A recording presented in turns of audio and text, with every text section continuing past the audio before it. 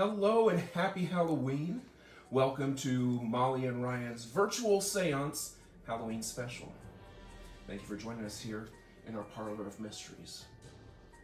Now before we get started, take this opportunity to get your household's deck of tarot cards.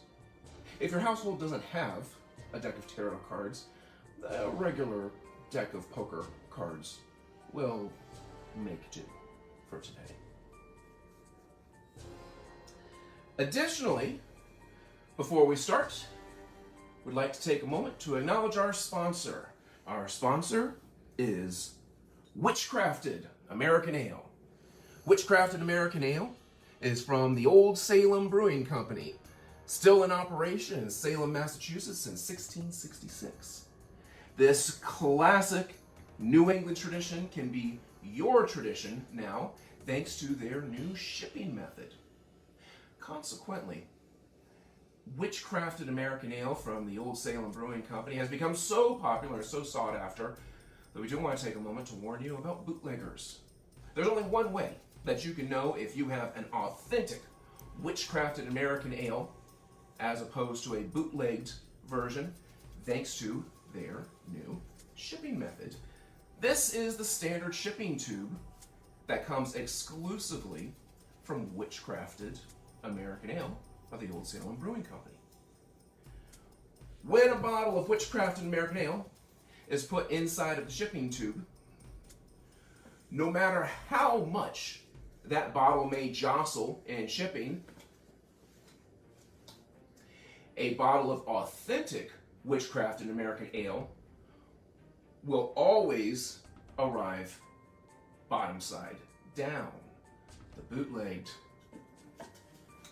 does not. And that's how you know if you have the authentic Witchcrafted American Ale. Obviously I have the authentic. Yes.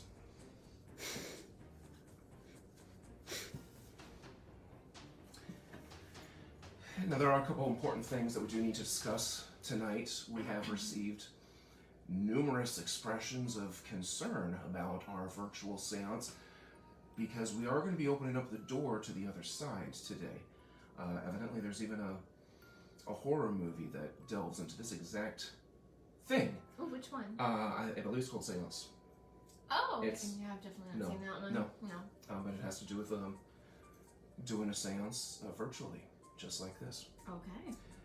We are taking many precautions. One of those precautions we have here, this is our dark energy trap. Our dark energy trap is inscribed with protective runes. These runes, these markings that you see right here above this bottle of solution, this is capturing any dark energy that could potentially seep through as we lift the veil between this world and the next. So any negativity, any potential maliciousness is all contained right here. Furthermore, in just a few moments, Molly's going to take some additional steps to ensure that we're safe and you're safe at home. Of course. Now, I would like to also talk to you about something very important. Tefophobia. Tefophobia is something that is so common, yet unfounded. Tefophobia is the irrational fear of being buried alive. You see, there are actually no documented cases of anybody ever being buried alive. However, this is such a common fear. So many things linger from this fear that have seeped into our lexicon that one might think that there was a time when people were just being buried alive, left to right. Some of the things that you might know as remnants of this fear, because people were so concerned about being buried alive.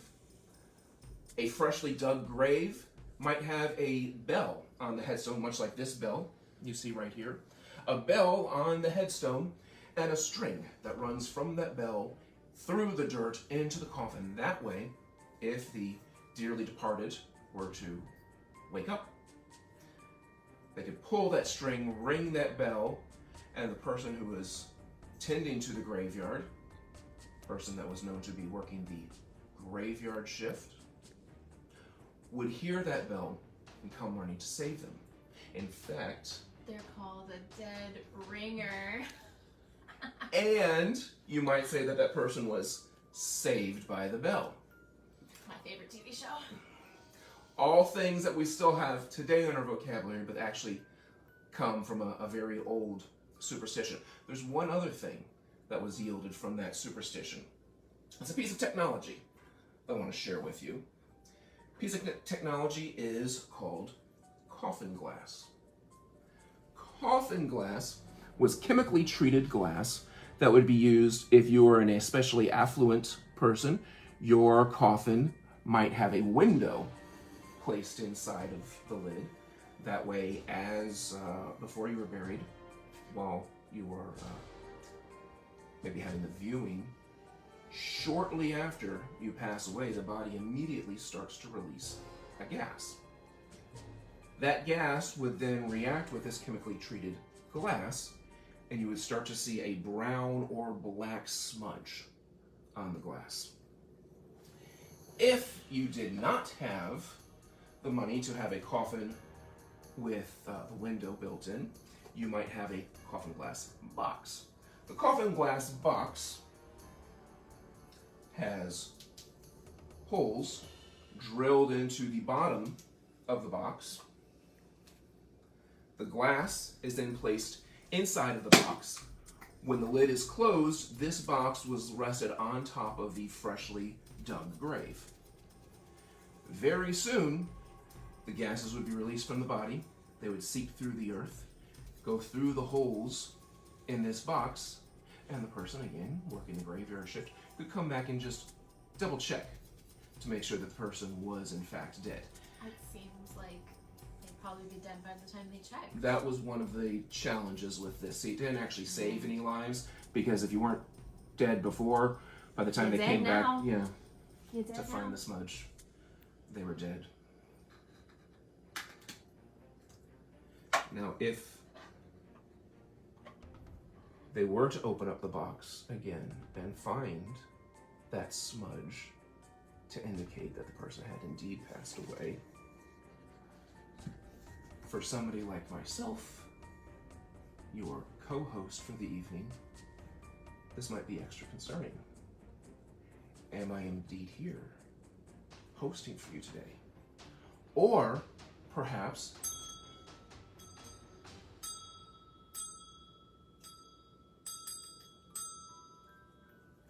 have I instead been saved by the bell?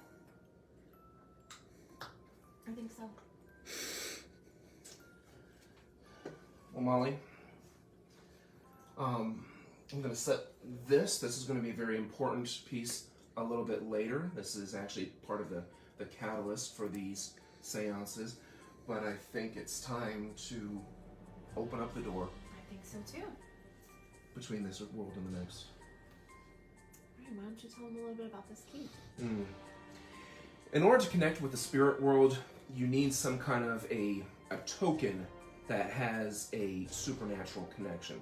Now here in Florida, and in particular in Central Florida, there's a very rich history of some very old towns.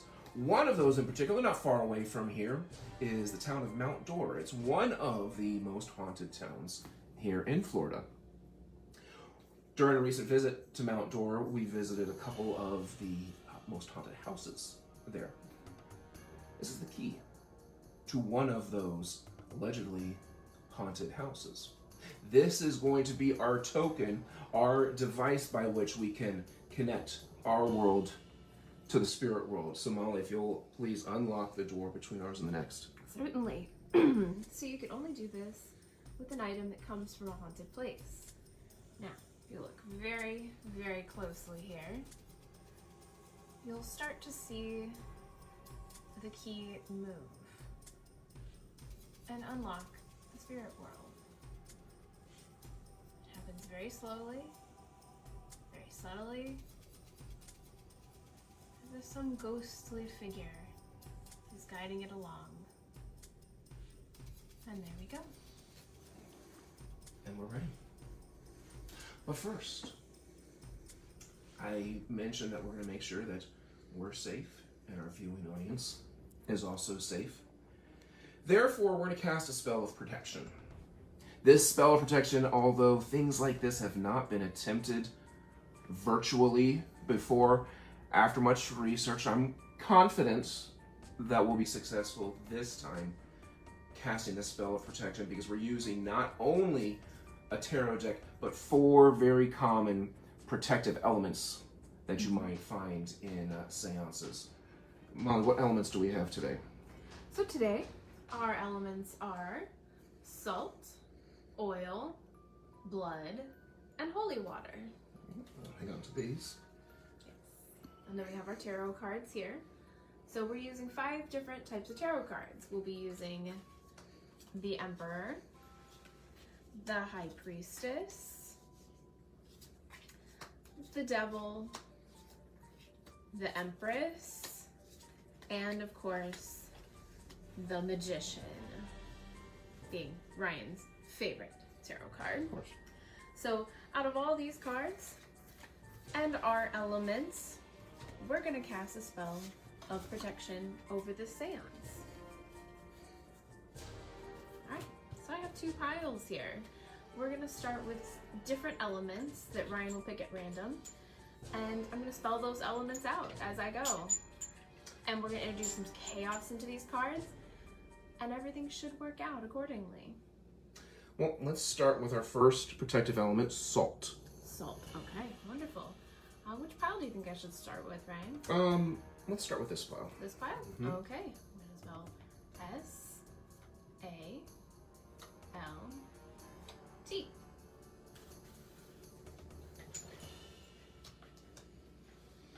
All right.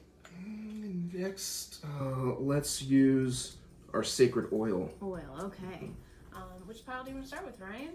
Let's do this pile this time. This pile, all right. So we're going to do O. I. Tell you what, let's switch piles. Okay, sure. Why not? L. All right, so let's do blood next. Blood? Okay. Yeah, I'm going to do blood. All right, so which pile again, Ryan? Let's go back to this pile. This pile. All right, so B, L. I'm going to put that down. Go over here. O. O. No, let's switch back. All right. D. There we go. Okay, well, that just leaves our holy water. Holy water. All right, which pile? Let's start with this pile. All right. W. No, switch. A. Switch. T. E. Switch. R. All right. Now, if these last 2 cards match, then these cards will tell us basically that we're protected. If they don't match, well, then maybe we have something to be worried about. We might need to end this. Yeah, I might need to end early. Yeah. But luckily, they match. And they're the Magician card to boot. But maybe that's not protection enough for all of you. Would you be glad to know that all of these cards match? And that means we're quadruply protected Absolutely. because they all match.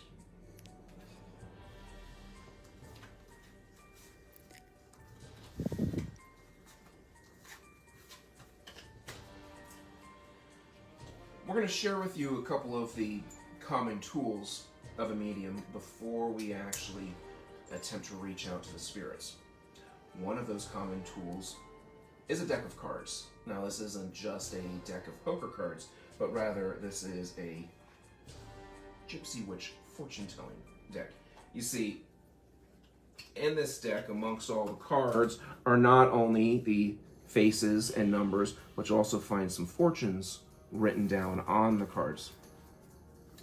So we're going to use these cards to attempt to do a fortune telling like no other. A fortune telling that actually involves everybody watching simultaneously. I've never attempted something like this before.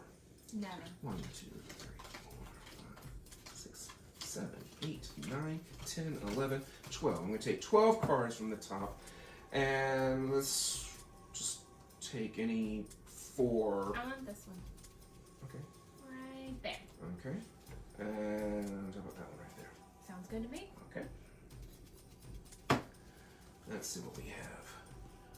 We have the Queen of Diamonds. We have the Two of Diamonds. We have the Queen of Clubs. And we have the Seven of Diamonds. Each one of these has a fortune on it. However, this is not the fortune for you, our viewing audience. Instead, what we're going to do is bring each of these card values up to a total of 10.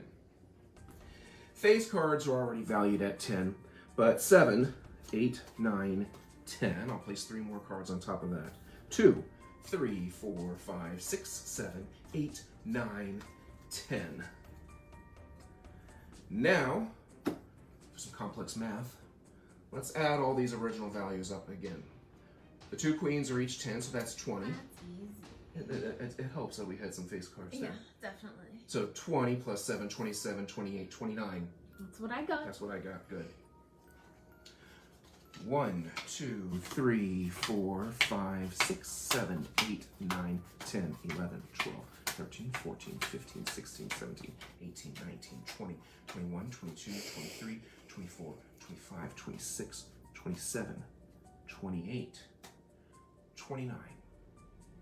Collectively, for our entire viewing audience at home, this is your fortune.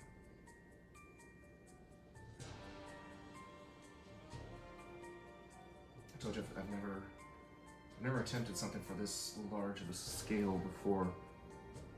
I'm having difficulty getting You don't know an what it image. is? No, I can't see anything. You don't know? I don't. Do you? I think I do. What do you see?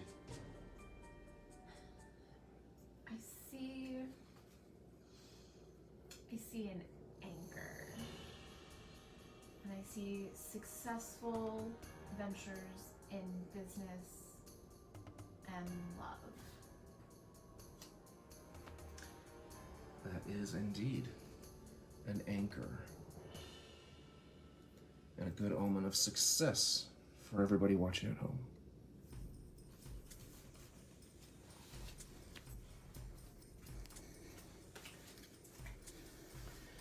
Now, as mentioned at the beginning, if you have your family's deck of tarot cards, now is the time to get that. If you don't, a regular deck of poker cards can be used. Because once again, we're going to do something that, this is new. This is new for us. We're going to do something on this large of a scale without actually having the pleasure of you being right here in our Parlor of Mysteries with us. So if you have your deck of tarot cards, I'm going to ask you to get some specific cards in just a moment. But first, many people that have familiarity with the tarot deck, they believe that the most powerful card in a deck of tarot is the Kings. That's not true. There are those that believe it's the Devil card. No. I like to think it's the Magician card. Also no. Also no. That is also not true. In fact, it is the ladies. It is the 4 queens. Those are the most powerful cards in a deck of tarot. That's what I was telling you. The queen's always the most powerful. Yeah. I'm the king.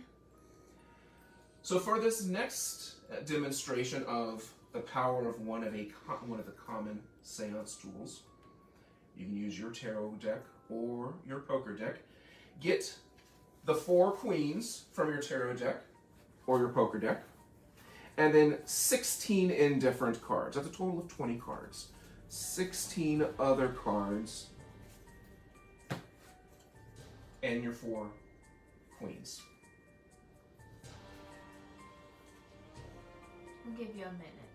Maybe not even a minute, actually. You probably want to be pretty quick. Yeah. Now, once you have your cards, you have your 16 cards. Fan your 16 cards face down and take your 4 queens.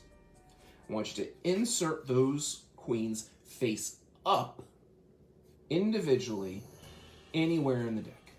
Does not matter where, just do it individually face up into the stack of 16 face down cards.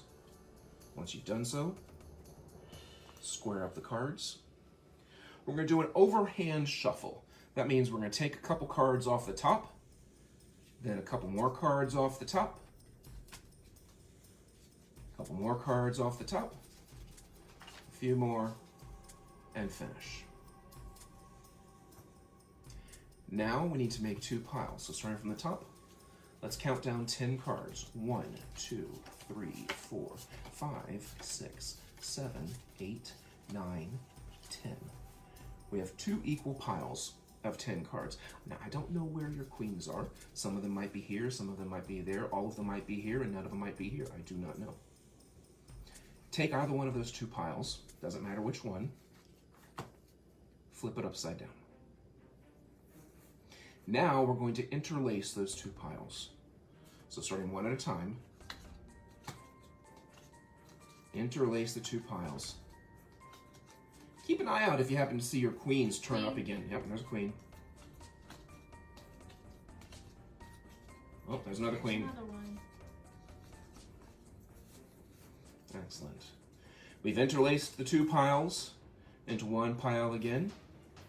Take that pile and anywhere just cut and complete. Now we're going to make 4 piles. 1, 2, 3, 4. Keep dealing down into those 4 piles. Up again, I see a queen. There's another queen. Yep.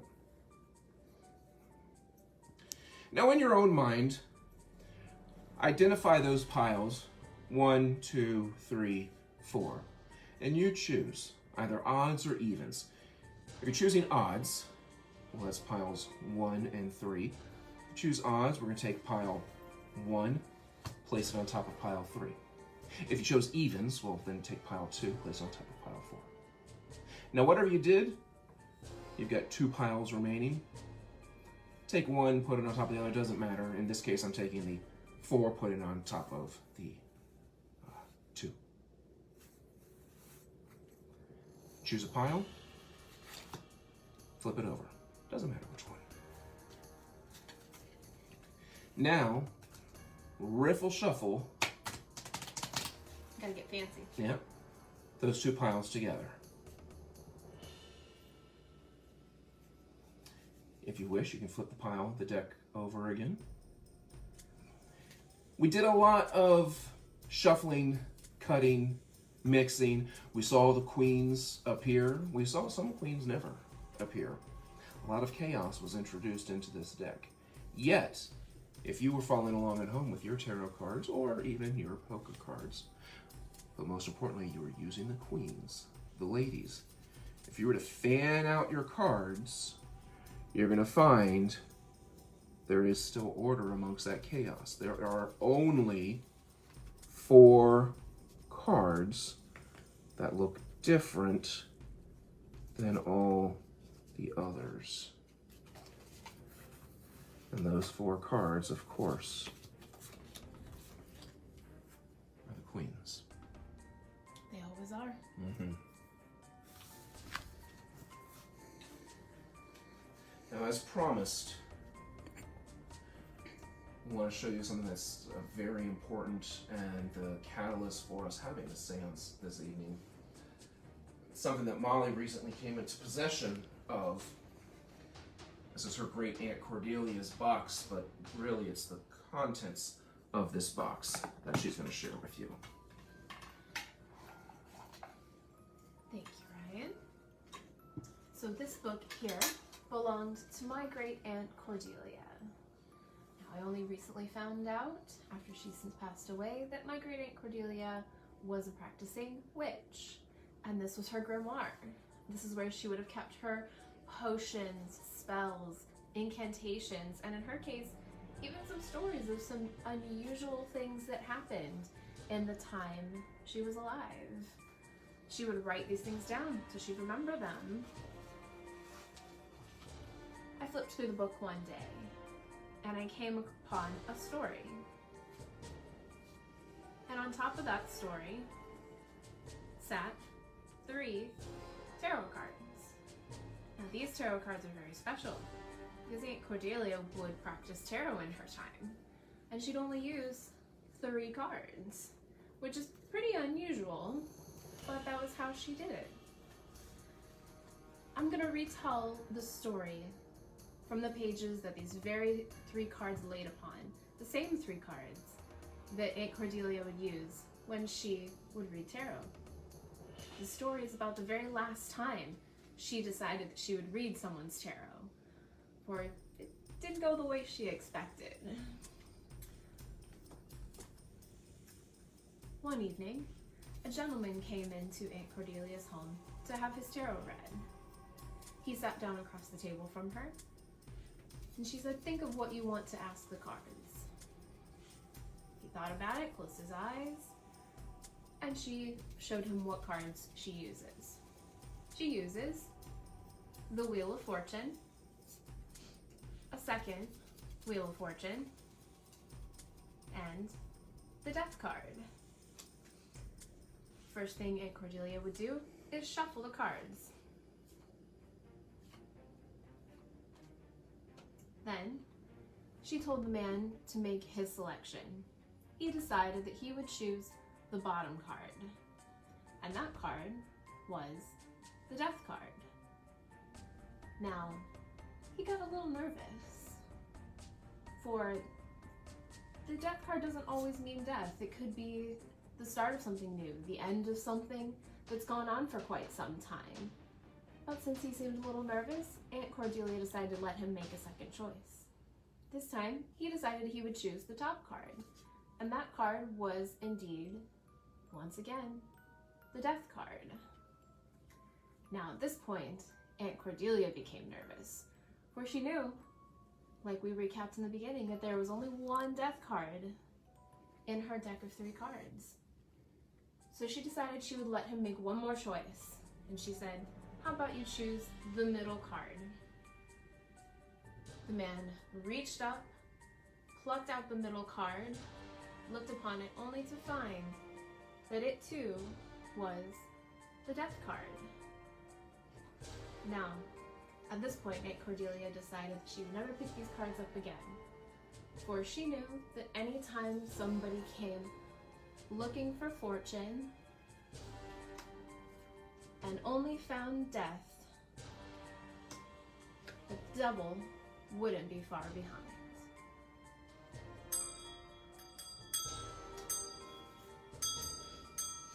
But I guess we're safe by the bell.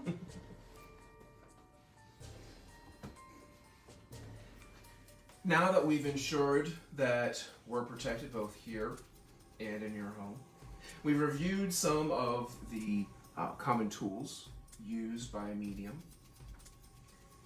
It's time for us to reach across, lift the veil, and try to connect with the spirits. It is believed that when a person passes away, a piece of their spirit can attach itself to a physical object that was nearby. This handkerchief that was claimed from body just shortly before he was embalmed, this handkerchief potentially has a piece of a spirit attached to it. There's another very ancient belief about the Golem.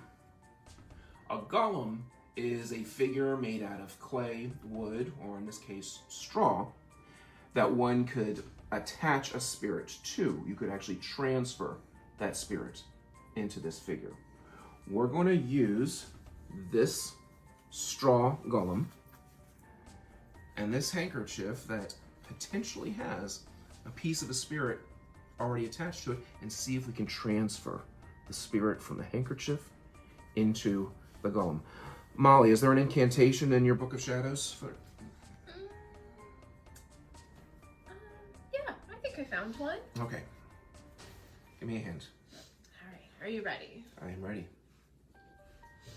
Hands vermilion, start of 5, bright cotillion, ravens dive, nightshade's promise, spirits strive, to the living let now the dead come alive. Okay, we got a little bit something there. Let's try. Are you ready to continue? Let's go. As sudden thunder pierces night, as magic wonder, mad of fright, rives asunder man's delight, our ghost, our corpse, and we rise to be. We got a little bit there this time. All right, not quite. Maybe with the next verse. Are you ready? Keep going. As flies the lizard, serpent fell, as goblin vizard at the spell of pale wizard sinks to hell, the buried, dead, and slain rise again. Okay. Let's put him safely away. Can you put him over there? Just kidding.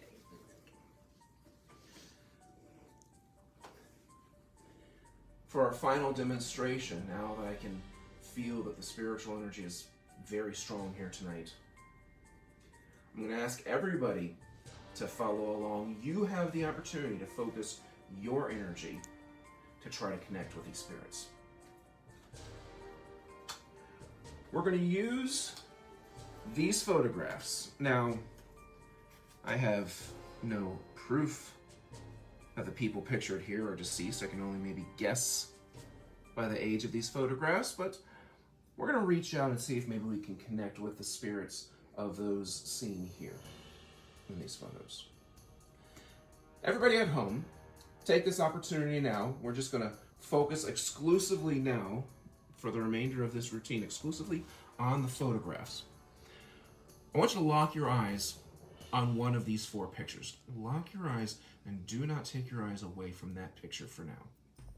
If it helps, feel free, take your finger and you can actually touch your monitor, touch your screen to lock in on one of those photographs. Now, without removing your eyes from that photo, I'm going to introduce a few more people here. I'm going to take my wand. As you continue to watch that photograph that you originally locked your eyes on, in just a moment, I'm going to ask you to move your eyes or your finger a series of movements. I'm going to count off with you. Now, you may move up, down, left, right. You cannot move diagonal, and you cannot move off the board. Again, I'm going to count off with you. Up, down, left, right.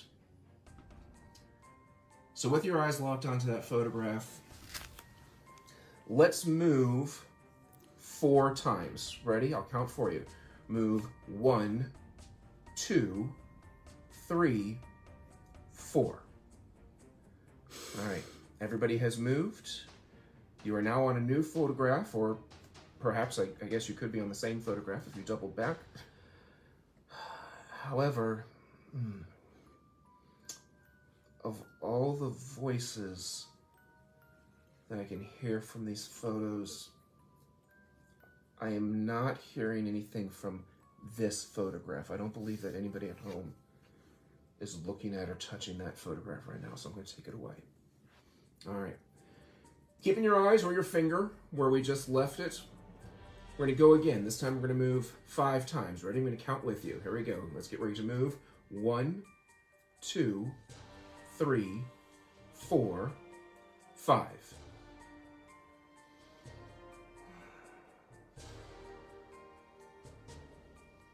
It's quiet. It's quiet right here. I don't believe anybody is here. Let's take that one away. Okay, once again, here we go. Let's move 2 times. Ready? 1, 2.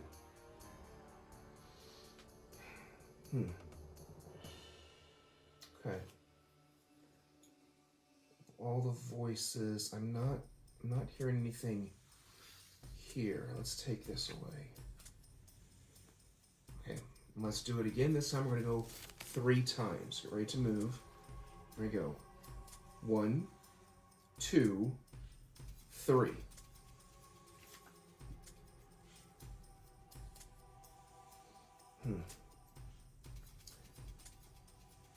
These corners are quiet. Let's take those away. All right, there you go. 3 times again. Ready? Move your finger or your eyes. 1, 2, 3.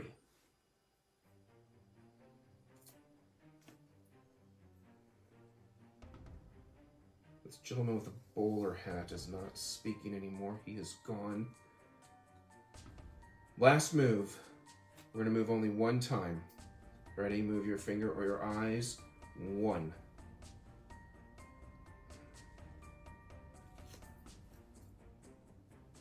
I'm hearing the voice of one single child.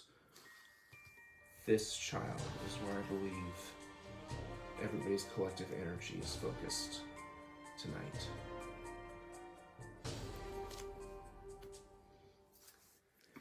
Now, as we mentioned at the very beginning, we want to make sure that there was no malicious spirits, malicious energy that crossed the barrier tonight. That's why this dark energy trap has been here. Of course, we don't want some dark energy just sitting around all evening. That's why we also have this holy water. So let's tidy things up just a bit and get rid of that darkness.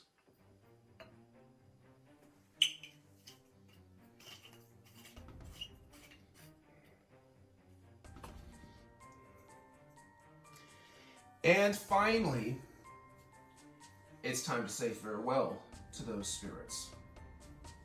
So, I would like to raise a toast to all of our guests, to our guests, corporeal and ethereal. We thank you for joining us here tonight.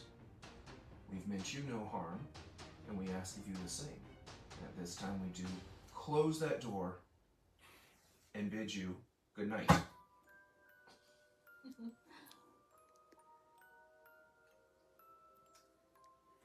And we bid you a good night. Thank you very much for joining us this evening. Good night. Thanks for tuning in, everybody. We appreciate it. Happy Halloween.